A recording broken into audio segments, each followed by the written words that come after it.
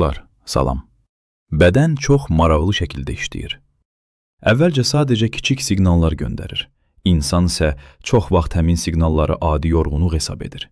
Məsələn, səhərlər oyananda özünü halsız hiss edir. Gecələr bir neçə dəfə tualetə qalxır. Daim su içmək istəyir. Bəzən gözləri bulanıq görür. Bəzən isə əl və ayaqlarda qəribə keymə hiss edir.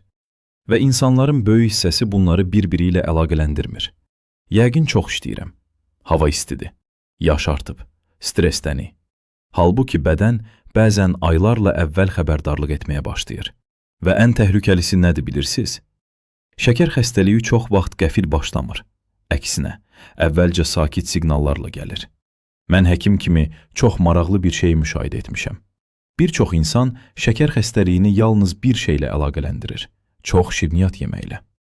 Halbuki diabet bəzən tam başqa əlamətlərlə başlayır. İnsan illərlə səbəbi anlamır. Bugün çox vacib bir mövzudan danışacağıq. Ən çox göz ardı edilən şəkər simptomları hansılardır? Bədən sizə hansı siqnalları göndərə bilər? Və hansı hallarda artıq analiz vermək lazımdır? Bu videodan sonra siz ayıra biləcəksiniz. Hansı simptomlar daha çox şəkər problemi düşündürür? Hansı siqnallar təhlükəlidir?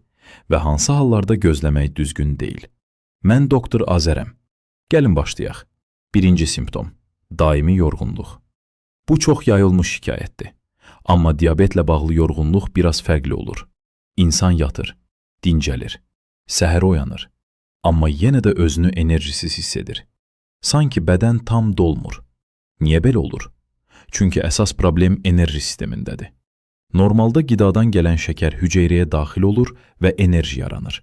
Bunun üçün insulin lazımdır. İnsulin sanki açar kimidir. Əgər insulin düzgün işləmirsə, şəkər qanda qalır. Hüceyrə isə enerjisiz qalır. Yəni maraqlı vəziyyət yaranır. Qanda şəkər çoxdur, amma hüceyrə aclıq çəkir. Nəticədə insan yorğun, halsız və enerjisiz hiss edir. Və ən təhlükəli tərəfi budur ki, insanlar bunu çox vaxt sadəcə stresslə əlaqələndirir. Halbuki bədən artıq xəbərdarlıq edir. İkinci simptom. Tez-tez sidiyə getmək. Xüsusilə gecələr. Bu hissə çox vacibdir. Çünki bir çox insan bunu yaşla əlaqələndirir.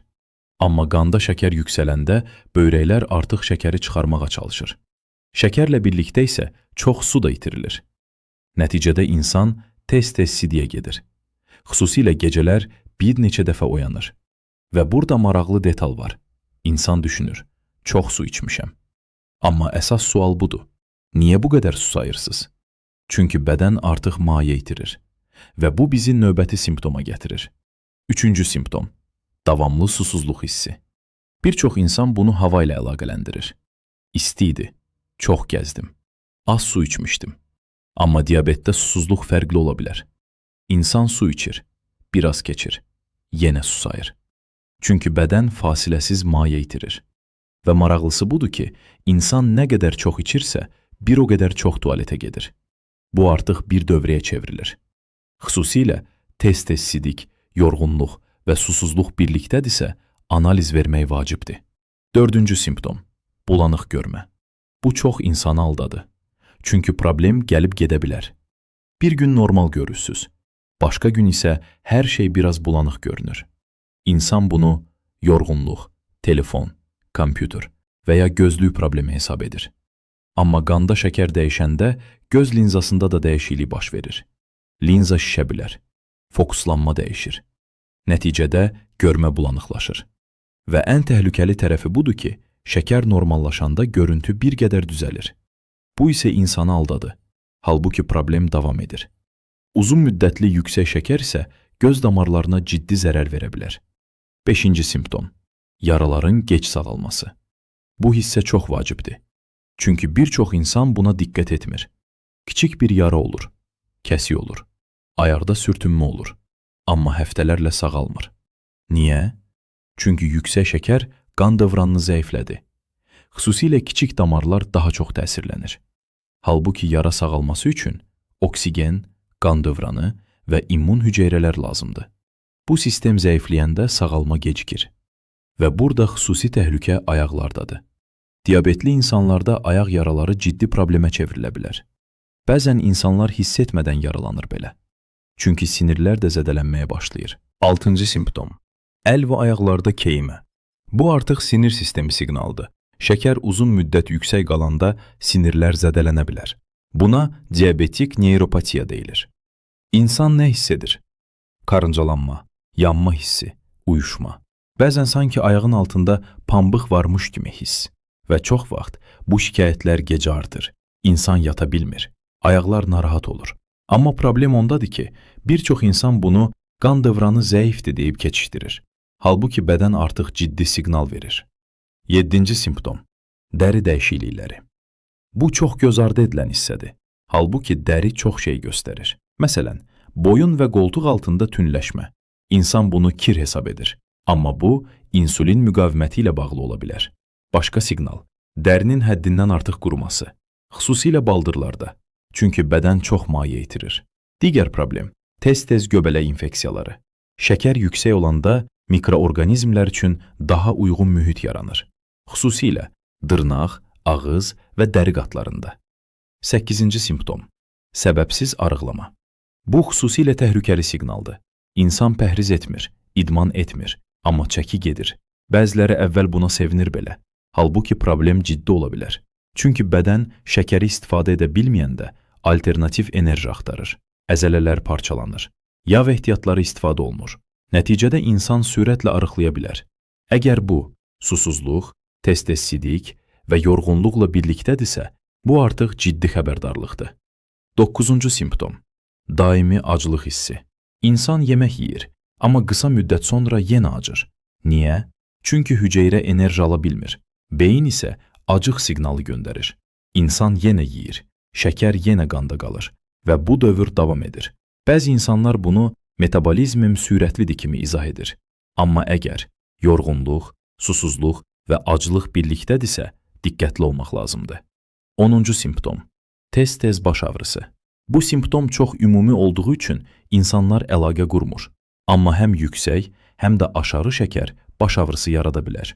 Xüsusilə uzun müddət ac qalanda və ya yeməkdən sonra özünüzü qəribə hiss edirsinizsə, beyin enerji balansına çox həssasdır. Şəkər dəyişiklikləri baş ağrısı, baş gicəllənmə və diqqət azalması yarada bilər. 11-ci simptom. Tez-tez infeksiyalar. Bu da vacib siqnaldır. Çünki yüksək şəkər immun sistemini zəiflədə bilər. İnsan daha tez xəstələnir. Göbələk infeksiyaları, sidik yolları infeksiyası və dəridə problemlər daha çox ola bilər. Bəzən insan aylarla bunun səbəbini tapa bilmir. Halbuki əsas problem qanda şəkər ola bilər. 12-ci simptom. Ağız quruluğu və qəribə ağız qoxusu. Bu hissə çox vacibdir. Xüsusilə diabet ağırlaşanda bədən yağ parçalamağa başlayır. Nəticədə ketonlar yaranır və nəfəsdə fərqli qoxu hiss edilə bilər. Bəzən meyvəyə, bəzən asetona bənzər. Əgər bu, susuzluq, qusma, qarın ağrısı və halsızlıqla birlikdədirsə, təcili tibbi yardım lazımdır. Başqa vacib detal. Stress və şəkər əlaqəsi. Bir çox insan bunu bilmir. Stress hormonları qan şəkərini qaldıra bilər.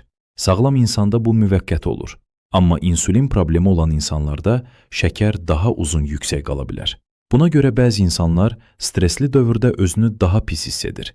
Baş ağrısı, yorğunluq, bulanıq düşünmə və halsızlıq arta bilər. Ən çox yayılmış miflər.